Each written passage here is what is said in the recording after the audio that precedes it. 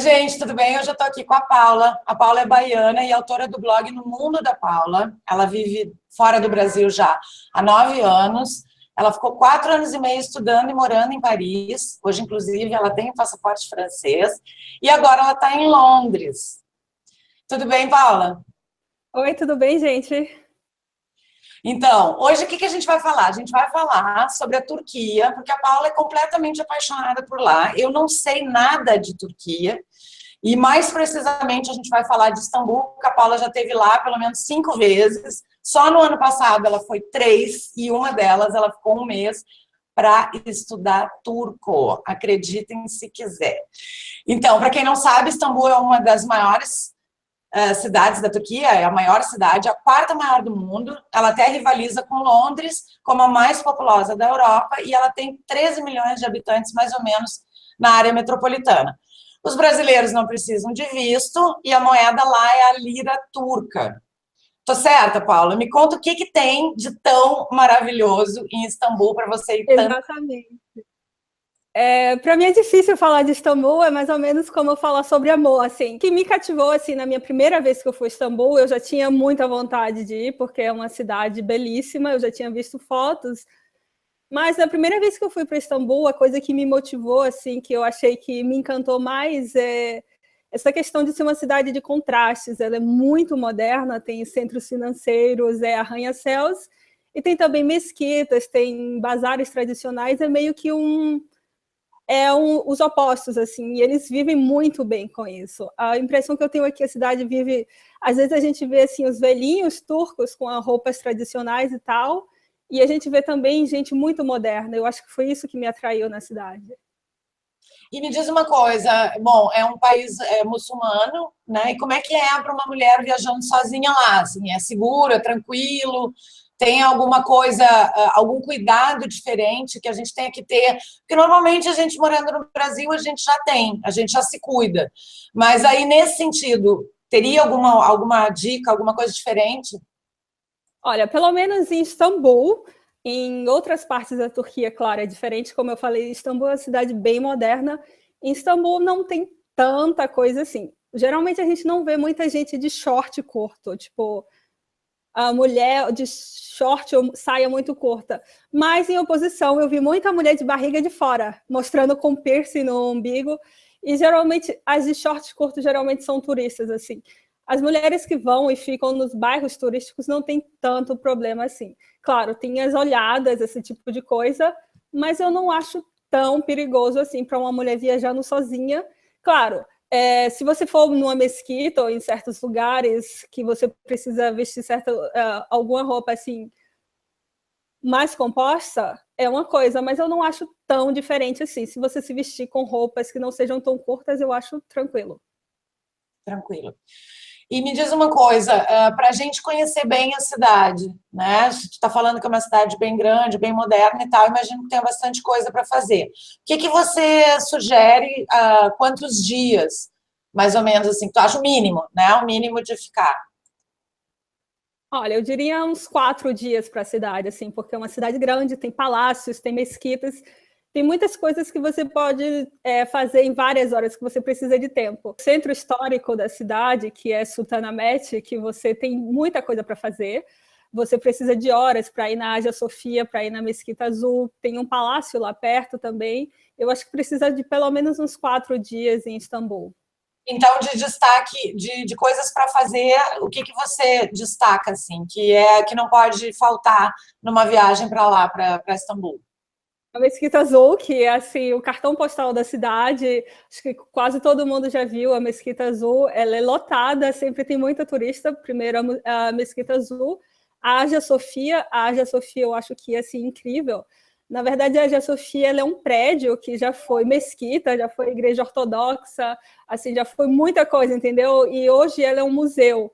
E é engraçado que a gente pode ver isso da história dela, de como era Constantinopla, a gente pode ver santos, aqueles ilustrações de santos, e também tem as letras em árabes, porque também já foi uma mesquita, então já foi... É exatamente o espírito de Istambul para mim. É uma mistura de tudo, assim, e é incrível. Legal, bacana. E me diz uma coisa, e para você ir nesses lugares turísticos e tal, assim, como é que é o transporte? Você consegue fazer tudo sozinha? Você tem que pegar agência, com tour, essas Ah, coisas, ou é tranquilo? é super tranquilo, assim, eu nunca paguei agência nem nada. Geralmente as pessoas que ficam, eles ficam próximo dessa área e tem metrô, tem aquele bonde de superfície, tem o tram, é muito tranquilo a questão de transporte, assim, é muito fácil, é barato, é simples e para, assim, nos principais pontos turísticos, geralmente você consegue ir, seja de metrô, seja de tram. E tu tem ideia de preço, assim, de transporte? De metrô, assim? Se eu não me engano, você tem um cartãozinho, um cartão de transporte, se eu não me engano, custava 3 liras turcas, o que quer dizer em torno de R$ 3, 3 e pouco reais a passagem. Tá, legal, bacana. E tem algum cartão específico para turismo? Não, você compra a passagem normal. Você tem um cartão de transporte que chama o Istanbul Card, que você pode recarregar no sistema de transporte, nas máquinas, e você também pode comprar uma espécie de ficha ou token para Uhum. você. Mas existe também os cartões de turismo, assim, aqueles que dá direito a transporte e atrações. E atrações, né? E me diz uma coisa, em termos de hospedagem, tu falou então que tem um centro histórico e ali estão os principais pontos de interesse para visitar, então seria melhor ficar ali. Qual lugar que você acha que é mais legal de se hospedar e que não seja também tão caro assim? Eu já fiquei nos dois pontos principais, assim, que são mais turísticos e que tem mais hospedagens. O primeiro é Sultanahmet, que é onde tem a Mesquita Azul, a Hagia Sofia, alguns museus, o Museu de Arte Turca, Islâmica, tem um palácio lá perto, que, para mim, assim, se você for a primeira vez, é o melhor lugar para se hospedar, porque você consegue fazer a maior parte das coisas a pé, sem precisar de transporte público. É super simples, tem uma parada do tram, é muito simples de chegar, assim, tem restaurantes, tem praticamente a maioria das atrações estão ali. Inclusive, para você descer, para ir para o Bósforo também, dá para você ir a pé, super tranquilo. Das outras vezes, eu fiquei na região de Taksim, que também é turística, tem a principal avenida lá da cidade, a principal avenida comerciante da cidade fica lá, mas tem um pouco menos de atrações históricas. No questão histórica, ela tem menos, é uma parte mais moderna, assim. E tu tem ideia de preço, assim? Tem hostel lá ou é mais hotel? Como que Tem funciona? hostel, tem hotel e eles têm também muito Airbnb. Eles fecharam recentemente, a Turquia parou de ter hotéis no Booking.com, que a gente usa muito. Então, eles meio que fecharam o Booking, você precisa reservar diretamente com o hotel, mas tem também o Airbnb e tem também os albergues, então tem assim para todo preço. Não é muito caro a hospedagem lá, assim, você pode conseguir a partir de 20 reais, assim, você pode conseguir Airbnb, por exemplo. Nossa, é bom preço, então. Bem, A partir de 20 você pode conseguir, a depender, claro, da região e do apartamento e tudo, se é um quarto separado, se é um apartamento inteiro, mas assim, você consegue até, a menos de 100 reais até você consegue hotel. sim. E me diz uma coisa, em relação à alimentação, por exemplo. Queria saber se é preço, né? Mais ou menos, se tu tem uma ideia de preço, sei lá, de uma refeição, de um almoço. E também queria saber o que que tem de comidas diferentes aí para comer, o que que dá para a gente experimentar, assim. Nossa, é a minha parte favorita. É uma das coisas que eu sinto mais falta da Turquia. Eles têm muita carne de cordeiro, que particularmente eu adoro. Tem um kebab, que todo mundo meio que conhece. Então, tem várias variações. O kebab que a gente conhece é tipo aquele churrasco grego. Só que tem muitas variações. Tem aquele que é enrolado no pão, naquele pão tradicional deles, que é o que eles chamam de durum. Aqui na Europa a gente chama de kebab e também tem o churrasco grego. Só que o kebab para eles é tipo como é cortado a carne. Então tem variações, tem o que são no prato com molho disso, molho daquilo, tem muita comida, muitos doces também. Os doces turcos são muito famosos, tem o Turkish Delights, tem baklava, E eu sou apaixonada, assim, pelas comidas. Muito doce também, com amêndoas, com nozes, com pistache, com mel. E tem um café turco também, que é bem conhecido, né? Que eu acho ele um pouquinho mais forte. E ele é tomado sem coar, na verdade. Você toma ele, você Então espera um pouquinho. é esse que lê no fundo da xícara? Sim, depois. Você espera alguns minutos até ele decantar o pó. Eu ficava com medo de tomar com pó, mas você percebe na hora. Você começa a tomar ele porque ele decanta o pó. E no final você começa a ver que tá com aquela borra e aí você para. E é esse que lê na xícara, mas nunca leram o meu, não. Nunca leram o meu futuro, não. Esse é um amor, eu ia querer, eu ia achar alguém para ler o meu futuro. Istambul, no geral, não é uma cidade tão cara. Tu tem ideia, assim, por exemplo, da alimentação, do que a gente gastaria e o que a gente pode, como é que a gente pode calcular, sem contar, vamos dizer, hospedagem e passagem até lá, o que a gente poderia prever como gasto diário? De transporte, comida e os passeios. Tem uma ideia? Noção em liras turcas, porque era o dinheiro que eu estava pagando lá, e as liras turcas são próximas do real, assim. 12 liras turcas seria o equivalente de 15 reais, então, assim, é próximo, dá para você ter uma noção calculando. Tem de todo preço, eu acho um pouco mais barato do que no Brasil. Você pode comer tanto aquele kebab enrolado, assim, que geralmente eu comprava por uns 12 liras, 12 a 15 liras com uma bebida, então o que daria em torno de 15 a 17 reais, uma refeição mais simples, assim. Uns 30 por prato, assim, num restaurante, até em lugares turísticos. Não, eu nunca paguei mais de 30, 40 liras turcas, assim, num restaurante. Não é realmente uma cidade cara, né? Não é mesmo. E me diz uma coisa, você falou em mínimo de 4 dias para conhecer o que tem dentro da cidade. E aí tem alguns lugares que a gente possa fazer bate-volta e que seja interessante? O que tem para fazer, assim? Istambul não é uma cidade que tem tantos bate-voltas assim. Tem algumas opções que eu acho um pouco mais restritas, mas tem. Tem a principal que a maioria dos turistas fazem é a Ilha dos Príncipes, que fica próxima de Istambul, ali naquela região ali do Mar de Mármara. E geralmente eles vão durante a manhã e voltam no final da tarde. Sempre tem as agências de turismo que fazem esse passeio. No geral, você compra o passeio, sai de manhã, volta no final da tarde. Tem passeio de charrete lá com cavalo. É uma parte que tem a praia, assim. É bem tranquilo, é bem bonito, mas eu acho um pouco bem turistona, assim. É muito bonito, você pode fazer, mas é uma coisa bem turistona, assim. Entendi. Tem também a cidade de Iznik, que é uma cidade que foi muito famosa pela cerâmica. Aliás, toda a parte da cerâmica que a gente vai ver, aquelas cerâmicas bonitas, são todas feitas em Iznik. Então tem um museu de cerâmica. Não é assim uma cidade grande, mas se você se interessa por esse tipo de coisa, de azulejos, cerâmica, eu acho interessante.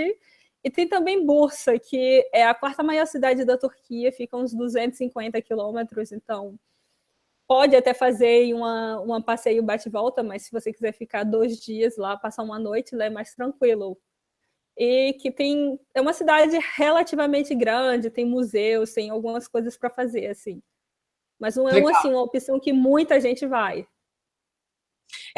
O que eu acho que aqui no Brasil o que as pessoas mais conhecem é Capadócia, que aí no caso não é um bate-volta, eu estava lendo, seriam 13 horas por terra, né? Então o ideal seria ir de avião.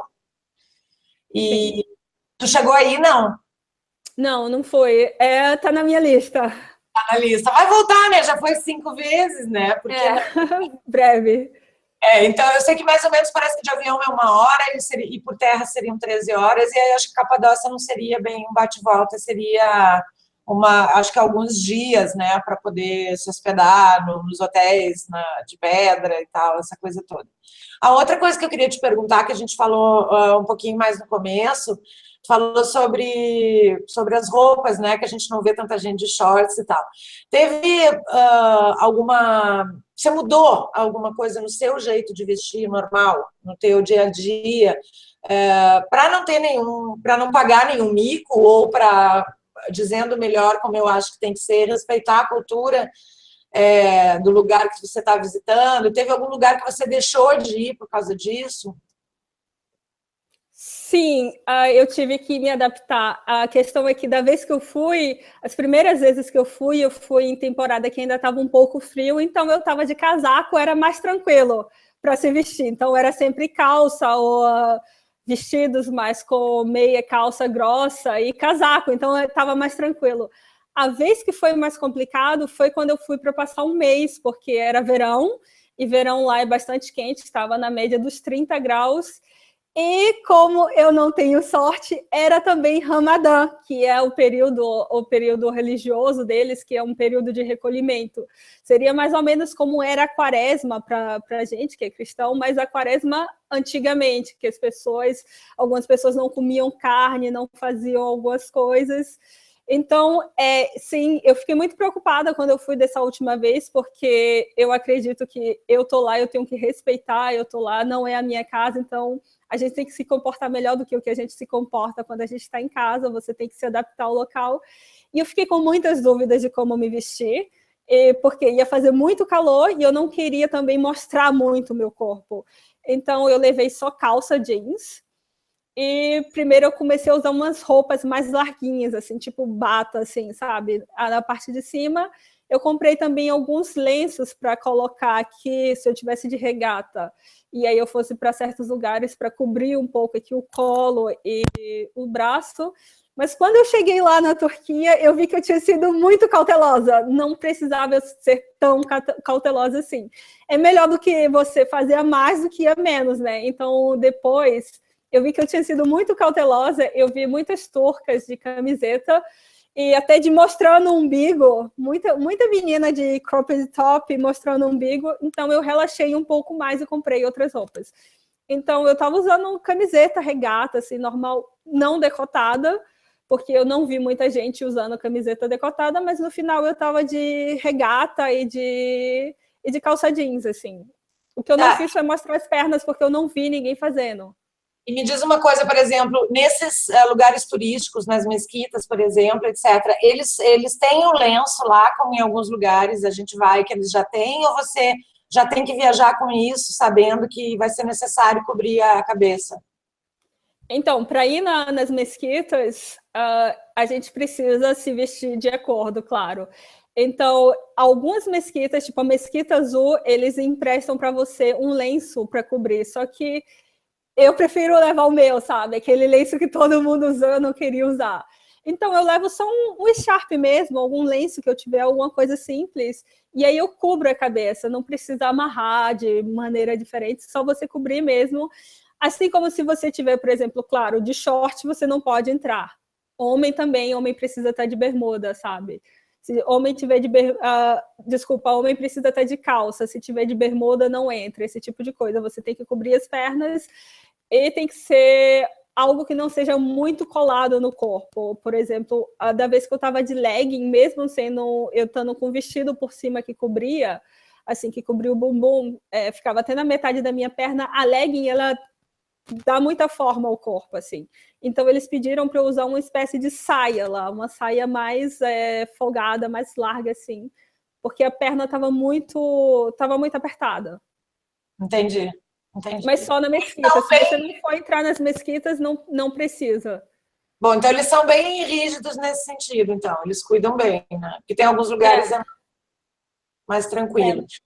E agora, Paula, já que a gente está falando nessas questões aí mais complicadas, eu queria te perguntar uma outra coisa que aí não tem nada a ver com a Turquia, mas, poxa, tu já viajou tanto, né? Acho que das minhas amigas tu é a que mais viaja. E eu queria saber como que é, né, viajar sozinha, né, sendo mulher e sendo negra, porque a gente sabe que em alguns países ainda, infelizmente, né, até que mesmo no Brasil, existe aí o racismo. Eu queria saber se tu já teve problema em algum lugar, onde foi, né, aí saindo um pouco da Turquia, e como é que tu lida com isso? Já aconteceu, infelizmente é uma coisa que as pessoas falam, racismo não existe, esse tipo de coisa, mas é uma coisa que existe. Todas as pessoas que dizem racismo não existe, geralmente são pessoas brancas. As pessoas negras vão lhe dizer que existe e que está no nosso dia a dia, infelizmente, e não é diferente no meio das viagens. Aconteceu comigo ano passado em Helsinki, tem um mês, tem um ano exatamente, porque foi em julho do ano passado. Eu estava com uma amiga minha em Helsinki que não é negra, e assim, ela viu tudo, ela ficou muito impressionada, ela disse que foi um dos dias mais difíceis, mais complicados da vida dela. Eu estava parada, eu estava em Helsinki, não era um lugar deserto nem nada, era de manhã, assim, tipo 10 para 11 horas, era do lado da estação central da cidade.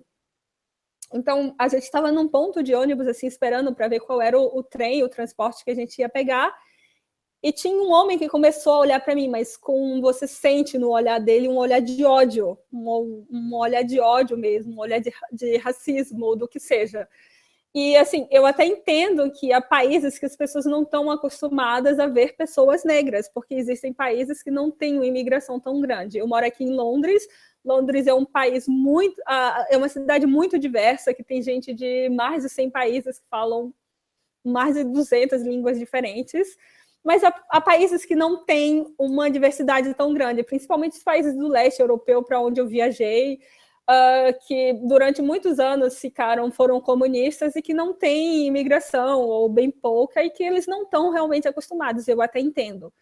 Eu, às vezes, entendo que algumas pessoas me olhem com curiosidade, porque eles nunca viram, assim como as pessoas olham com curiosidade estrangeiros no Brasil, sabe? Tem aquele olhar de curiosidade, mas você sabe quando... Mas é diferente a questão da curiosidade com a questão que tu está falando do ódio, né? Eu tive, por exemplo, numa vila, uma cidadezinha muito pequenininha, praticamente uma vila no Senegal, que chama Diló, e eles não estavam acostumados, por exemplo, a ver brancas. Então, aí, o olhar era o de curiosidade, o de tocar, o de passar a mão na pele, né? De tentar entender o que era aquilo que eles estavam vendo.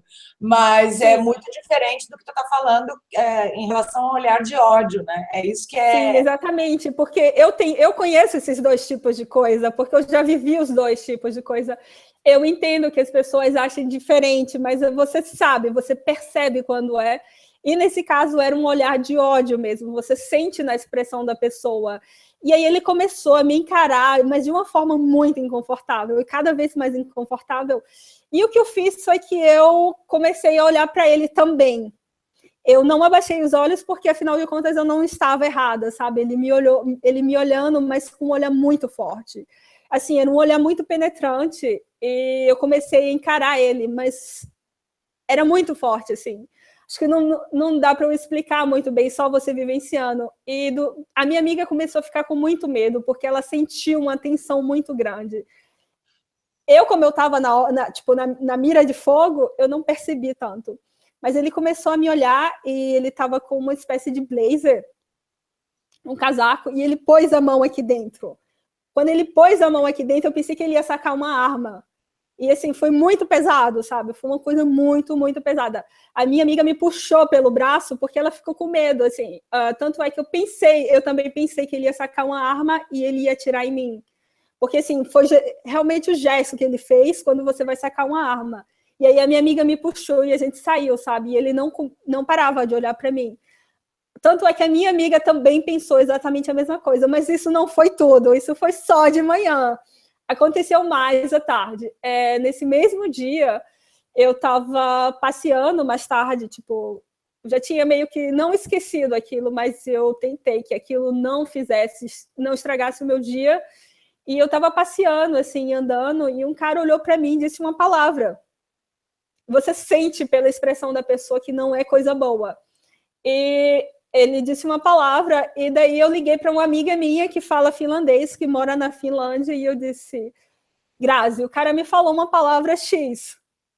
E aí ela olhou, eu não sabia, claro, pronunciar corretamente, mas ela disse assim, parece X palavra que quer dizer serviçal, sabe? Não. Exatamente assim, pesado. A gente eu não consigo, né, entender e tal.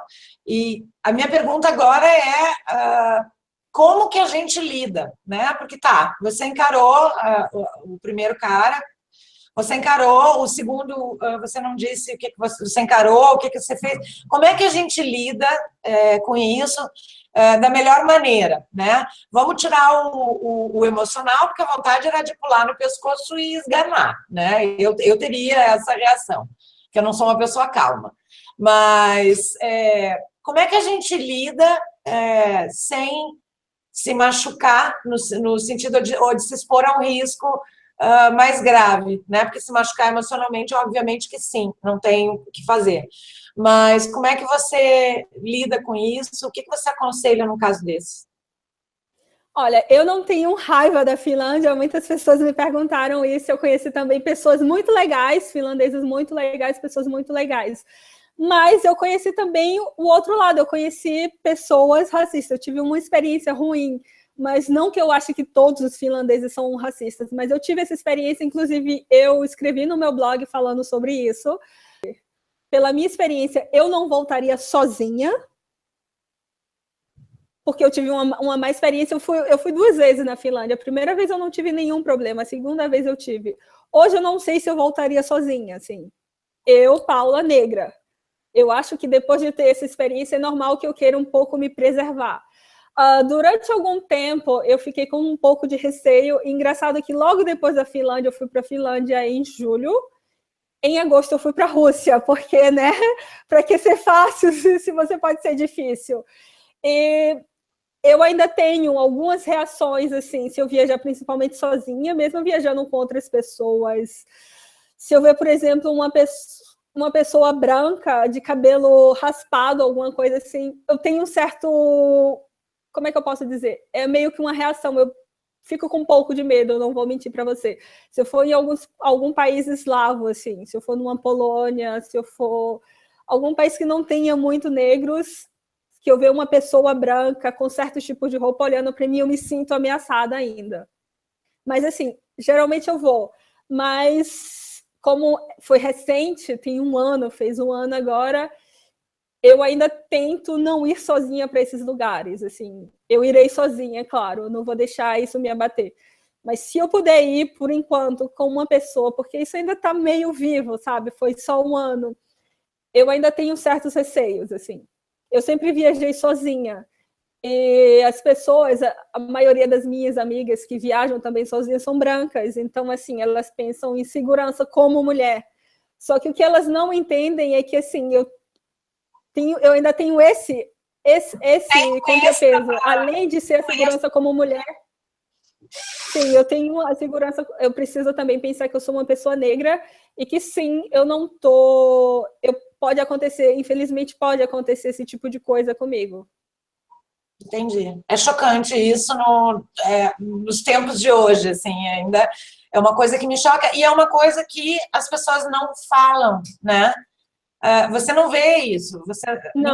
Ninguém as pessoas não falam sobre isso. E é uma coisa que tem que se falar. E também, se não me engano, o Japão também, assim, você também teve lá, não? Não, o Japão foi bem o contrário. Eu fiz um post falando, eu tenho 3 posts, assim, mais ou menos, falando sobre como é ser negra viajando. Eu fiz um contando essa minha experiência de Helsinki, um sobre a Rússia, e eu fui para a Rússia logo depois. Eu fiquei com muito medo, porque a Rússia tem um histórico de violência contra imigrantes, contra estrangeiros, contra negros. E eu fui para o Japão, e contrário que tudo que as pessoas contam, no Japão foi muito tranquilo. Eu viajei, eu estava sozinha, eu andava nas ruas de Tóquio, claro, eu não encontrei com outras pessoas negras, muito raras pessoas eu encontrei, mas, assim, acho que porque eles são muito discretos, assim, o japonês, ele não te olha, assim, eu não me senti incomodada de maneira nenhuma. Eu me sinto mais incomodada em países que as pessoas são mais acostumadas a olhar para os outros, eles não olham para você, assim, para ninguém, sabe? Eles são muito na deles, muito discretos, os japoneses, e eu me senti muito bem, eu voltaria para Tóquio amanhã, sozinha, sem problema nenhum. Qual é a dica de ouro da Paula em relação à Turquia no geral? E depois eu vou fazer outra. Tá. Eu não tinha pensado nisso. Agora pensa, uma dica de ouro, assim, o que não pode deixar de fazer? É a Mesquita Azul? Ou tem alguma outra coisa? O que mais te encantou lá?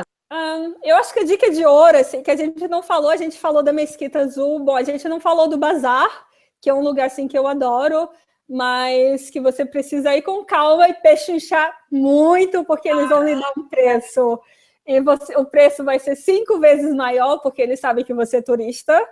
Então, é pechinchar muito, mas a dica de ouro, uma coisa assim que eu diria para não deixar de fazer é o cruzeiro no Bósforo, que é maravilhoso, é bem barato, tem a partir de 15 liras turcas, e tem tanto um que é menorzinho, assim, que dura só 1 hora, como um que fica o dia quase todo. E eu acho incrível, você consegue ver vários cartões postais de Istambul pelo mar, assim, pelo Estreito de Bósforo. E aconteceu várias vezes de ir para lá e você ver golfinhos. Sim, sabe? Os golfinhos nadando. Eu estava até cansada de ver golfinhos, assim. É muito lindo. Eu acho que é uma coisa assim que você não pode deixar de fazer. É o cruzeiro no Bósforo e também o Palácio de Dolmabahçe. E a última pergunta agora é: qual seria a tua recomendação, uma mulher negra viajando sozinha? Você deixaria de ir para esses países onde esse problema é reconhecido como uma coisa frequente? Você deixaria de ir ou você iria e tomaria algumas atitudes de precaução, de segurança maiores? Como é que você faz? Olha, eu acho que a gente não pode deixar de ir, porque meio que se a gente deixar de ir, a gente está abrindo mão de certas coisas. E eu não estou errada, a cor da minha pele não é errada. Então, assim, eu não posso deixar de ir. E mesmo indo, eu estou combatendo esse tipo de coisa, eu estou mostrando que isso existe. Eu acho que é até um ato político o fato de ir. O que, assim, se você puder, é de não ir sozinho em certos lugares. Cidades pequenas, por exemplo, as pessoas olham muito. Tem também aquela questão de curiosidade, mas tem vezes que eles extrapolam, assim, você se sente meio que no cerco. Então, eu acho que você deve sim ir, de preferência, se você puder não ir sozinha, é melhor, mesmo que seja com amigos, com outras pessoas, ou só uma pessoa, mais às vezes dá mais segurança para você explorar. E eu acho que sim, a gente deve ir tomar certos cuidados, assim. Paula, particularmente, eu não gosto de sair muito à noite se eu viajo sozinha, principalmente em países que eu não conheço tão bem.